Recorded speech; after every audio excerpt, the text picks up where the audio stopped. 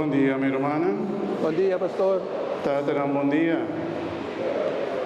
Feliz día de nave, nos que reza para vos también especialmente, nos que alza cada uno de vos también a Dios y que pide también, Señor Dios, para turnos tatanan para nos delante, nos está pide para un descanso, nos está pide también para toda la cuenta corda, de su mayor, de su tata especialmente, por ta enotei y tal leo, algo pasa a suceder con él, o por tener en su corazón, reza fe y nos está entregando de pan del Señor.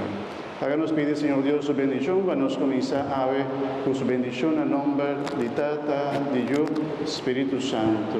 Amén. Gracias del Señor Jesucristo, amor de Dios, de comunión de Espíritu Santo, sea con vos.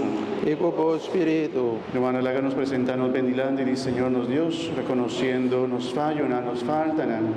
Háganos pedir, Señor, misericordia y perdón para nos celebrar dignamente el sagrado misterio de Dios.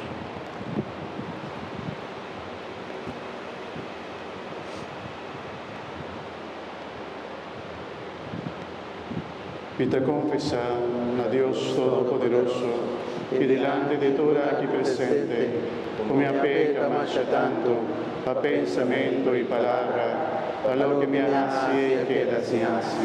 Pa mi culpa, pa mi gran culpa, pese mi roga la Virgen María, tu ángel y santo, y vos, mi humana, y reza para mí, Señor nos Dios.